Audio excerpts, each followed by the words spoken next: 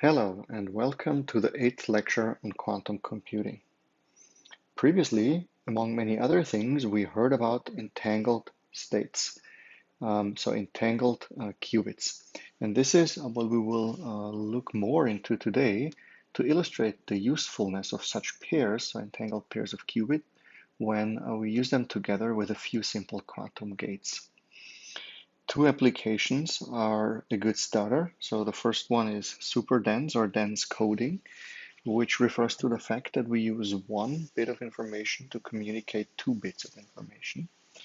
And this is a pretty remarkable result because there is nothing like that in classical computer science. The second application that we'll look into is quantum teleportation, which sounds very exciting, but unfortunately it's just particle statistics, so it's nothing to do with the teleportation that we know from Star Trek. Still, it is very useful to design algorithms, and we'll look into how we can teleport one bit, so to say.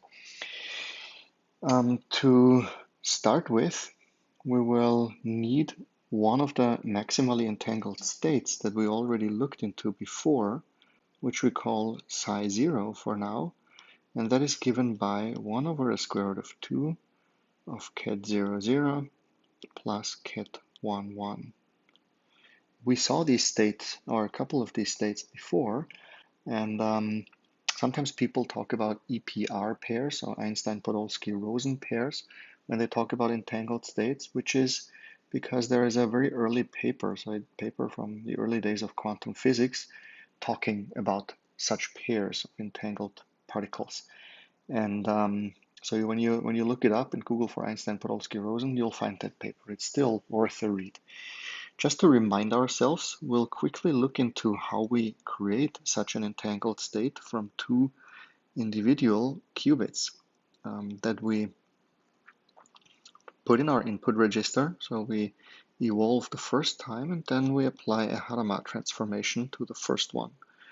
We evolve the second one, and here we apply a controlled knot operation. So after lifting the first one into superposition, we apply a controlled knot operation, whereby the bit in superposition is the control bit acting on the target bit in a definite state 0. And that gives us this state here. Now, let's just see how that works quickly. So what we need to do, so remember the sequence. So the sequence matters here. So we have our controlled knot operation here. And then the second operation that we have is a Hadamard transformation and an identity. Since we want to leave the second bit alone, we need an identity here. And what that does to our state is, so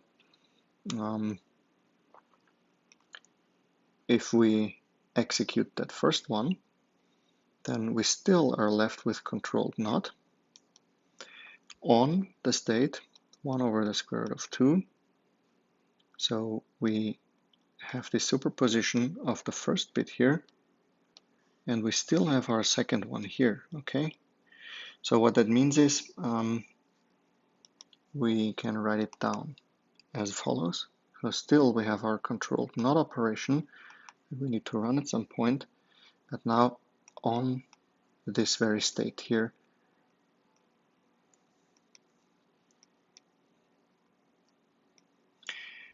So if we run that controlled knot operation, we remember the first one is the control bit. If that is 1, we apply knot to the second one. So that leaves us with 1 over the square root of 2, 0, 0, plus 1, 1. Okay, and this is our starting state. So from here we go. Now, what we do next is distribute the particles. So we have 2 bits here, 2 qubits, and we give one to Alice and one to Bob. Very often in quantum computing and also in cryptography, you use Alice and Bob as the communicating parties. That's also what we will do here. So we have our state, psi 0, which is, as we already know, except that we use the first one here, the qubit 0, and give it to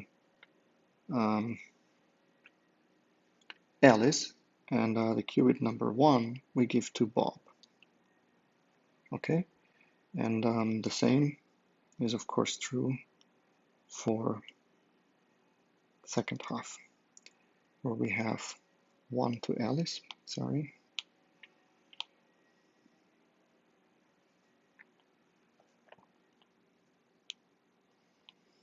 We have 1 to Alice here, and 1 to Bob. So this means each of the two holds 1/2 of the entangled 2-qubit state. And now Alice can only perform transformations on her particle, on her half of the state. And the same is true for Bob. He can only apply transformation to his half of the state. And that means Alice, if we look into the form of the transformations that she can apply, so let's say Alice can apply the transformation Qi to her state, whereas Bob can apply only transformations of the form IQ to the state, whereby Q is an arbitrary unitary on 1 qubit. So let's see what happens with super dense coding.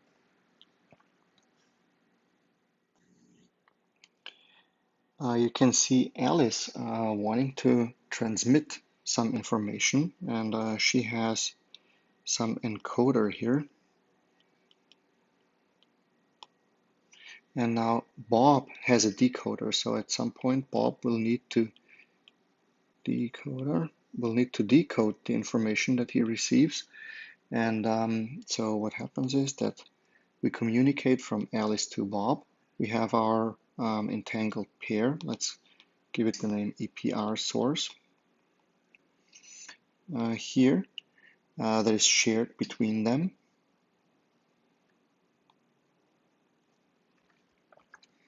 And we have 2 qubits of information in that case, and also 2 qubits that go out here. Now, if we look again at these transformations up here, so right now we only use 2 qubits, but of course, if we have more qubits and Alice only owns 1, then the transformation that Alice can apply, so I'll write that down in the case of multiple qubits, transformation that Alice can apply are still Q for her qubit, and the identity transformation on n qubits in that case. So if we have more, the same is true for Bob, of course. So Bob can only apply this form of transformation to his half of the qubits, or his half, or his part of the entangled state. So if he only owns 1 in that case. So what Alice now intends to do is communicate one of 4 possible values of information. So in that case, we look at 0, 1, 2, and 3. For these, as it becomes obvious, we need 2 bits of information. So these cannot be encoded in just 1 bit of information. So let's see what happens when we look at the state 0. Or maybe instead I will need a little more space here. So look at the state or the value 0 that Alice wants to transmit. Then our starting state is still psi 0, which is given by the state that we saw before. And what Alice does now is apply this transformation, which is twice the identity. So the second one, as we just learned, the second half of the entangled state, or for the second half of the entangled state, Alice can only apply identity anyways, but now she does that for her half of that too, which gives her a new state that looks exactly like the old state. So she does nothing to it in that case. It's different when she wants to communicate the value 1. So for the value 1, Alice also starts in the state 0, psi 0, but then let's call this one psi 1 because that's the value that she wants to communicate. And here she applies the NOT operation followed by identity on the second one. As you know, she can only do identity on the second one on the state psi 0, which as a result gives her 1 over the square root of 2. So we just execute a NOT on the first one here, leave the second one alone, plus a NOT on the first one here and leave the second one alone. So that leaves us with this state here as new state. Now, if she wants to communicate the value 2, let's call this one psi 2, then what she does is apply the Z transformation, the Z here, and identity on the state psi 0, which leaves us with the state 0, 0, minus 1, 1. So you see what the Z transformation does. It changes the relative phase. So remember, the relative phase matters. This is a different state than the first one, psi 0. And the global phase doesn't matter. So if we change the global phase of a state, it's still the same state. If we change the relative phase, it's not. And now for the state psi 0. So let's see what we can do here. For the state psi 3, we apply the Y transformation. So remember, these are the Pauli matrices that we learned about before, and we apply that to the state 0, psi 0 here, and we are left with 1 over the square root of 2, and minus in that case, so we have a phase, a negative phase here, 1, 0 plus 0, 1. Now, let's quickly look into a transformation. Let's pick the second one here. So how we get to psi 1. We execute that in bracket notation. So what we do is we need to look at the NOT transformation and the identity transformation a little closer in bracket form. Now we have 4 possible target states and 4 possible initial states for 2 qubits where we have a NOT operation on the first one and identity on the second one. Let's start with the initial state 0, 0 here.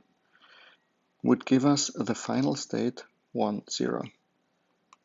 So we have another target state which can be given by 1, 0, which would leave us with the initial state 0, 0. Then we have a target state 0, 1, which would give us the initial state 1, 1. And then we have a target state 1, 1, which would give us the initial state 0, 1. And that's our NOT, a tensor product between NOT and identity. Okay, so this is the one that we have to apply to our initial state psi 0, which is what we're going to do right away.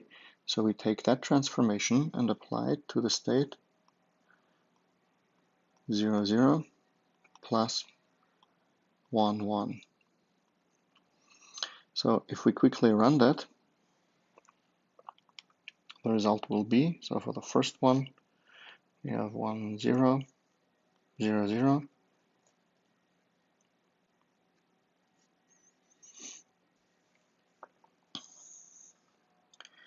We have, again, 1, 0, 0, 0, 1, 1, plus 0, 0,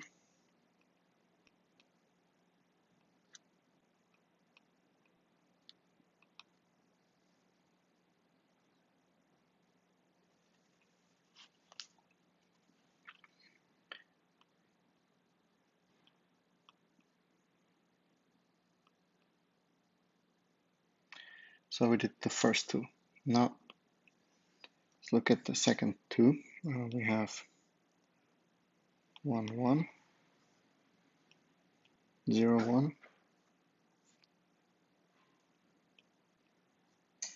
plus 1, 1, 0, 1, plus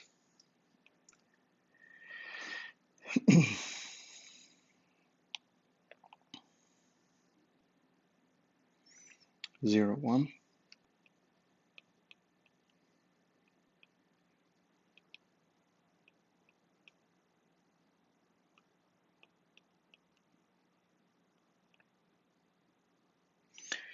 Now we remember only when we take the inner product of orthonormal vectors, when we have orthonormal vectors and we take the inner product of a vector with itself, that gives us 1. Otherwise it gives us 0. So we cancel out all the 0 ones. So this one, this one, this one, this one, this one, and this one here. So this one here, as we know, is 1. This one here is 1 as well. So what we're left with is, we don't want to forget,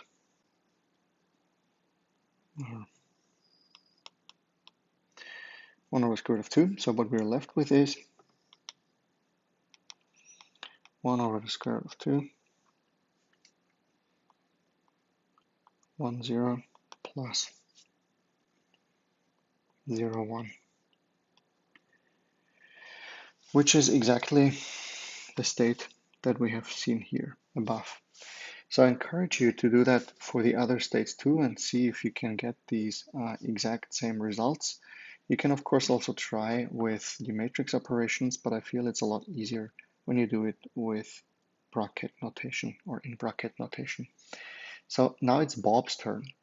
Alice has done her job by applying a transformation depending on the value that she wants to communicate on her half of the entangled state. And then she sends it to Bob. And Bob now wants to decode the information. So, and what Bob does is, when he receives that state, is apply controlled not operation. So let's again quickly write down the 4 states that we were having before. It was 1 over the square root of 2, 0, 0, plus 1, 1. And the second one that we had was 1 over square root of 2, 1, 0, plus 0, 1. The third one that we were having was 1 over the square root of 2, 0, 0, but with a different phase, relative phase 1, 1. And the fourth one was also a different phase here, minus 1, 0, plus 0, 1. All right, and now we take these 4, or Bob takes these 4 and applies a controlled not operation. And he gets something out of this. So what he gets is, if we look at what controlled not does, look at the first one here, we have 1 over the square root of 2, 0, 0, plus, sorry, we got a half of the bracket here, plus 1, 0. Then for the second one, we have 1 over the square root of 2, 1, 1, plus 0, 1. For the third one, we have 1 over the square root of 2, 0, 0, minus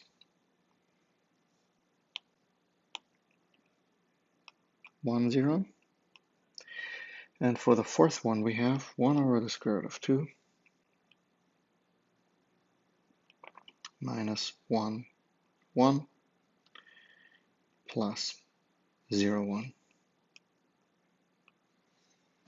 All right. Now, if we look at that or these states closely, then we see for the first one, we have a 0 here in the second qubit for Bob's qubit. For the second state here, we have a 1, third one a 0, and for the fourth one, again, both 1s. That means we can write them slightly differently. So let's quickly summarize that and go down here. So what we can do now is just take the first state again, which is 1 over the square root of 2,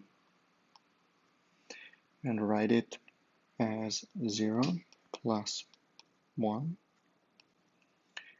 with the second one connected by a tensor product. So for the second state, we can do the very same and write 1 plus 0. And here we have a 1. For the third one, we do the same and get 0 minus 1 with our 0 here. And for the fourth one, we do the same and get minus 1 plus 0 and our 1 state here. And what Bob now does is, so he takes these and applies the Hadamard and identity, which is what we used up here, if you remember correctly, where we have Hadamard and an identity transformation. So this one here. Okay, so we do the very same thing. And you remember, if we apply the Hadamard transformation, like any other allowed transformation, twice we get back the original result. So, and in that case, it means if we look at the states of the first qubits, then the first one will become 0, 0. The second one will become 0, 1. The third one will become 1, 0. And the fourth one will become 1, 1. And what we have now is 4 distinguishable states. And Bob now measures the 2 qubits in the standard basis to obtain the 2 qubit binary encoding of the number that Alice wished to send, and can conclude from these states that Alice wanted to send 0, Alice wanted to send 1, 2, and 3. That's how superdense coding works. Fairly simple, but still remarkable. The second thing I wanted to show you today is quantum teleportation. And while I have everything that I just explained and also the explanation as to quantum teleportation in my slides, let's just stick here in our notebook. I think that's more intuitive to understand the concept. So again, we look at Alice and Bob, and what they intend to do now is so Alice wants to send a quantum state or just enough information about a quantum state in her possession to Bob so that he can reconstruct it on his side. We use only classical bits for that about the quantum state of a particle. Do you remember there is the no cloning principle of quantum mechanics, and that tells us that we cannot copy a quantum state. And the quantum state of the original particle, therefore, in this process of transmitting it, or transmitting information so that Bob can reconstruct it, that cannot be preserved. And this is exactly why it's called quantum teleportation, the original state at the source must be destroyed in the course of creating the state at the target. Which kind of resembles teleportation, but that's is where the name originally comes from. So Alice now has the decoder and Bob has the encoder. We look at these two right now. So Alice has a quantum state here. We have 2 bits going on here, and Bob should be able to deconstruct or reconstruct the state on his side.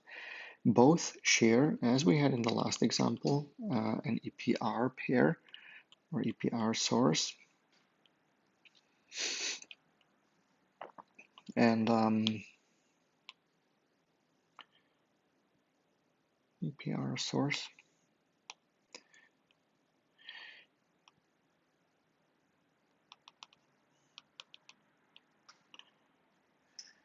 And now Alice is in possession of a state that we just heard. So her state, let's call it phi for now, is given by A ket 0 plus B ket 1. So remember, A and B here are the probability amplitudes, and she doesn't know the state. And she wants to send this very state to Bob through classical channels only.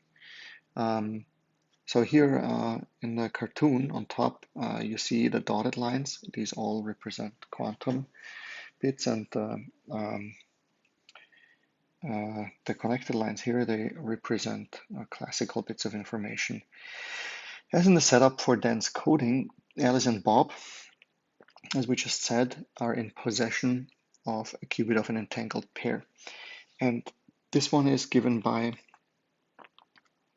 this very state, the same that we had before, 1 over the square root of 2, 0, 0, plus 1, 1.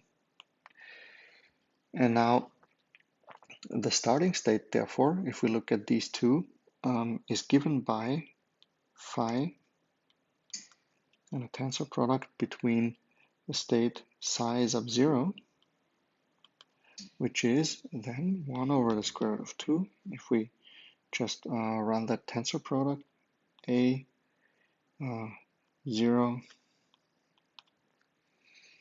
and here we have 0, 0, plus 1, 1, plus B 1, and 0, 0, plus 1, 1. So you see we're doing the same thing here as we previously did, where we just pull out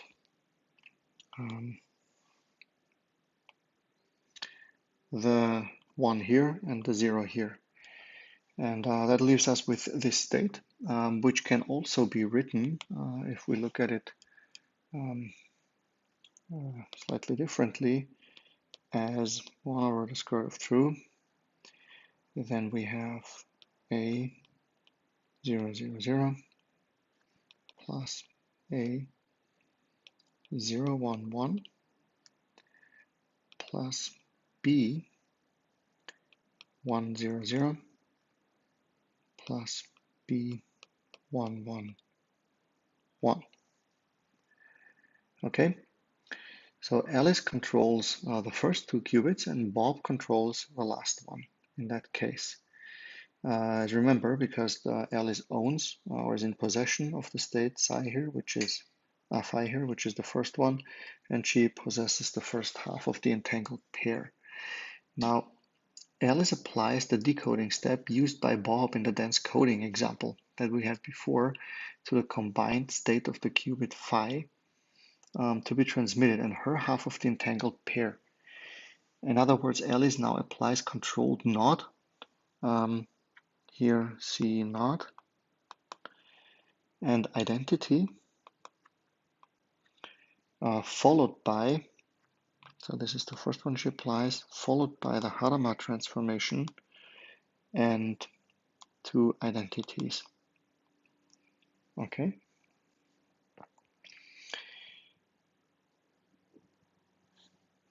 So that means first, if we apply controlled NOT, we have to mind the sequence again. So we have to do the C NOT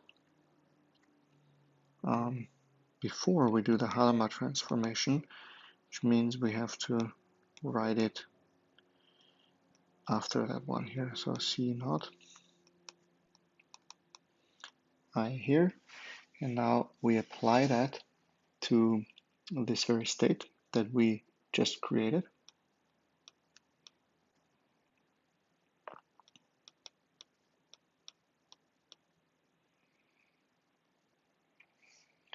And if we do that, so if we just look at that state here, that's our starting point, then how that changes is it leaves the first two ones alone, but then for the second ones we have a change in the middle qubit here. Okay, so what we're left with is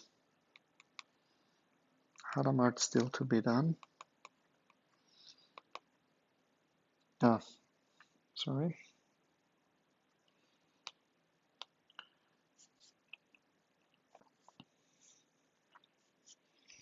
Applied to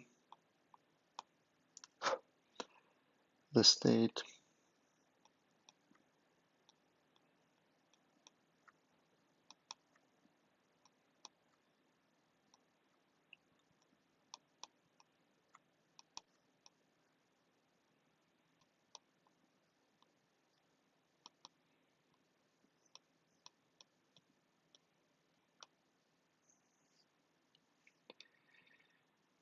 okay. Now if we run that one,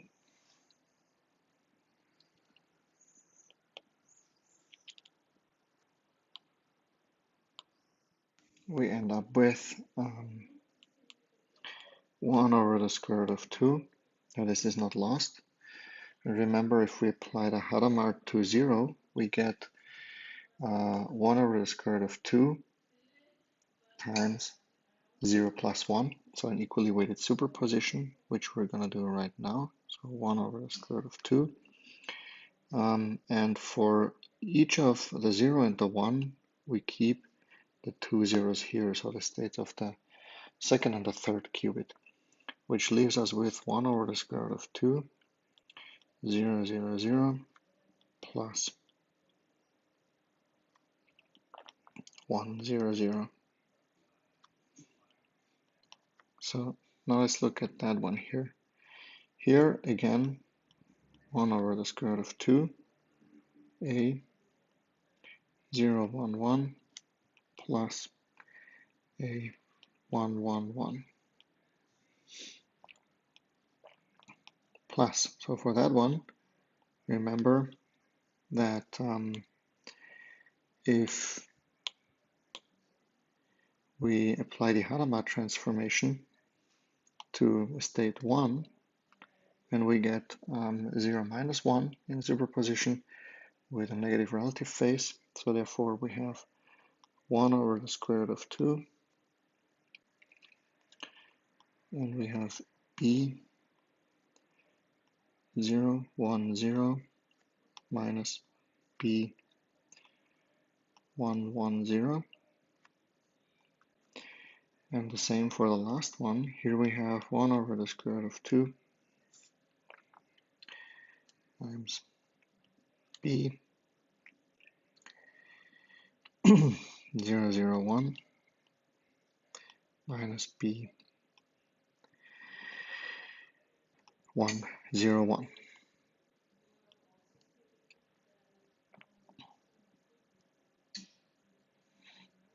All right, then we can rewrite this whole state as 1 over the square root of 2, or 1 over 2 actually, because if we multiply that out, and we're left with 1/2. with A, and that's a little more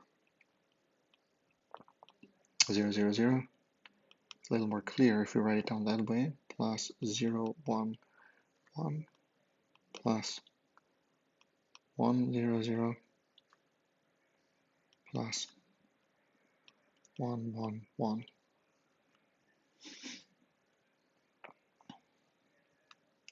Plus B 0, 1, 0 plus 0, 0, 1 minus 1, 1, 0 minus 1, 0, 1. Okay?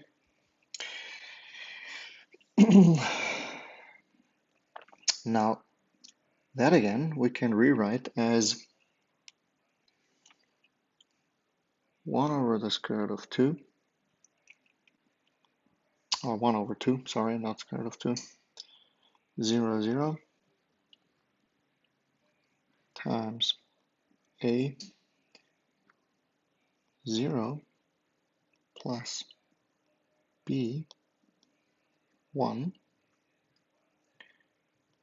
plus 0, 1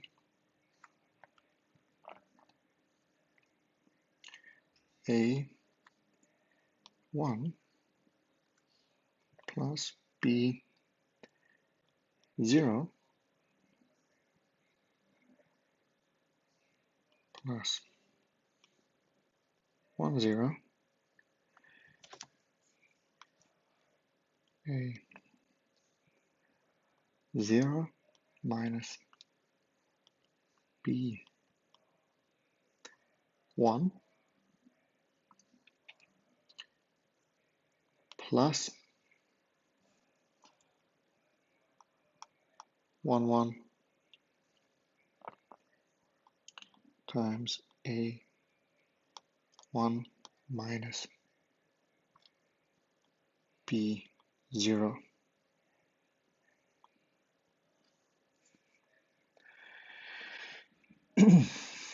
Now, if we look at that, we again have our 4 distinguishable states here. And if Alice now measures the first 2 qubits, she obtains one of the 4 standard basis states that we already saw before, and this time, so again with equal probability. And depending on the result of her measurement, the quantum state of Bob's qubit is projected to either, so let's write that down too, it's projected to, if we just look at the states that we have here, let's write it down again. A 0 plus B 1.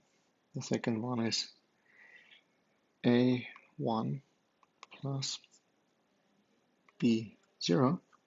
Third one is A 0 minus B 1. And the fourth one is A 1 minus B 0. So Alice now sends the result of her measurement as 2 classical bits to Bob.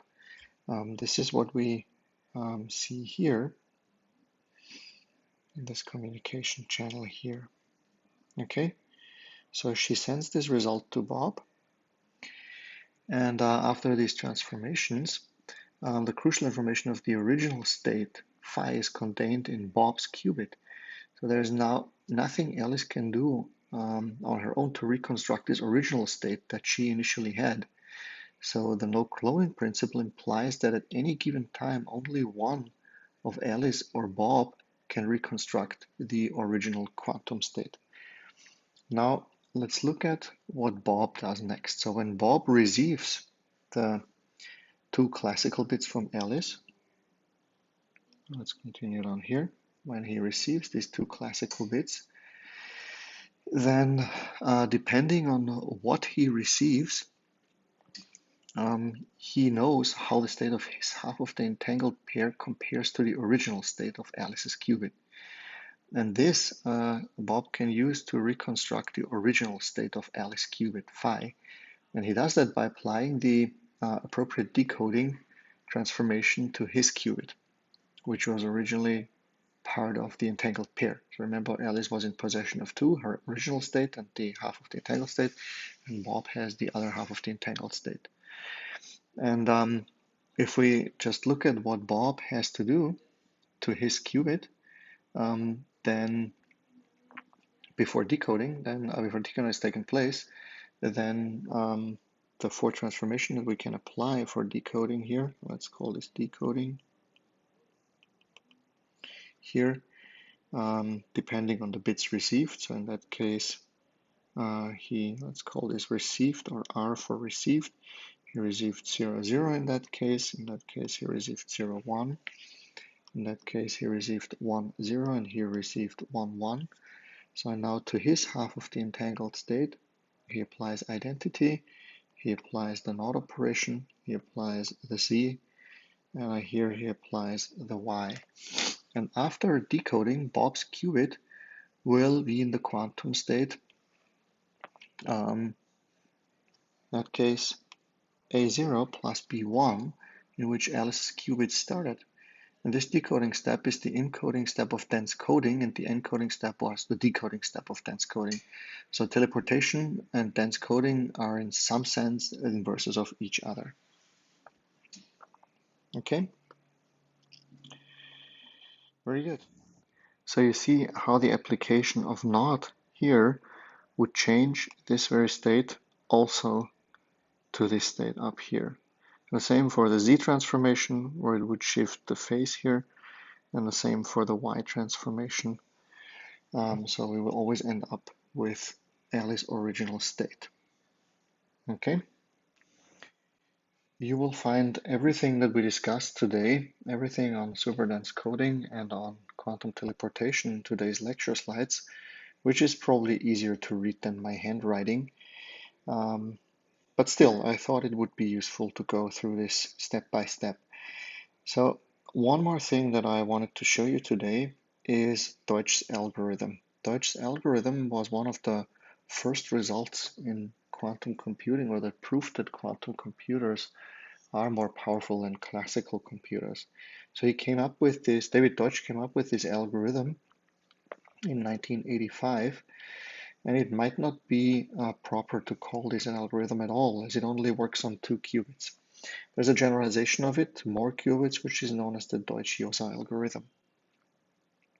Okay, so in Deutsch's problem, if we formulate that, we're given a black box which computes a simple function. And let's just make this machine a classical machine for now.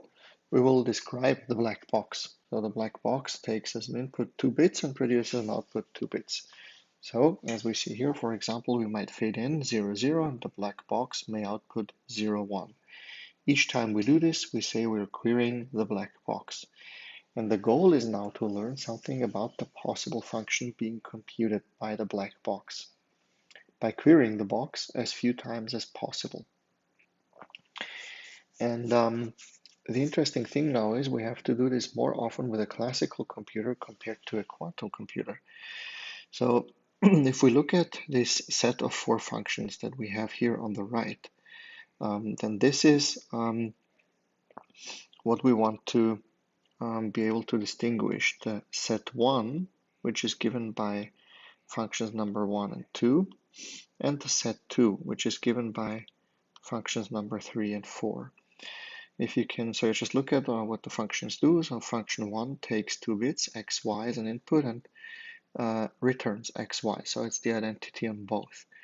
The second one takes x, y as an input as well, and it returns x as, so leaves x alone and returns not y. Third one returns x and x addition modulo 2 y. So x or y in that case. And in the fourth function, we return x with x, x or not y. Okay, so how many times do we need to query the black box classically to solve this problem? It turns out we need to query it at least twice. But let's look at that. So suppose we query the function with an input 0, 0 here. Then the outputs that we get, so if we leave x, y, in that case 0, 0 alone, we'll get back, so f of 0, 0 gives us 0, 0. f2 returns 0, 1, f3 returns 0, 0, and f4 returns 0, 1 as well. Just to look at this example here again, what happens is if you do this addition modulo 2, so you add up the two inputs and then you divide by 2, so you add 0 plus 0 divided by 0 remainder, and therefore it's 0. If you add up 0 and 1, like we did here, and you have 0 plus 1 divided by 2 is 0, but there's 1 remainder, and therefore we have 1 here. So the remainder is what we see here.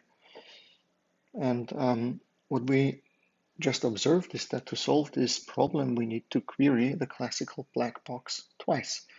Because you see, for the first set and for the second set, we produce the same output, the same outputs for the input 0, 0. So we need to feed in another input to find out which set of the functions has been queried, or in which set the function that we actually look at in the black box, in which set of these functions we can find the one function. Let's create unitaries out of this first. So what we have to do is, for 2 qubits, as you remember, the unitaries, so for ix in that case, so the unitary for leaving that one alone is the identity and the not here, which is ix, which we already constructed before, is this one here. As stated here, it's nothing else than ix, and we know how to create a tensor product already, and let's look at the other ones as well. So the first one, leaving everything alone, is the identity, second one is ix, and third and fourth one here too. So please feel free to try to construct these matrices out of the functions that we just looked at before. So now we look at why quantum computers are more efficient in that case. So let's see, let's try to construct a simple circuit. So a circuit starting as we see it here.